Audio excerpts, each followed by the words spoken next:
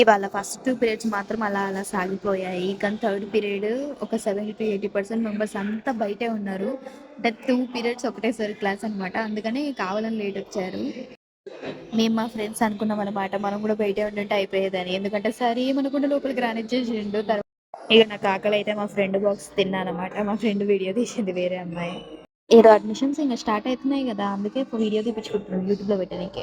వీళ్ళంతా మా ఫ్రెండ్స్ అనమాట. కారంతో అన్నం తింటుందంట. క్లైమేట్ చూడండి అసలు ఎంత బాగుందో.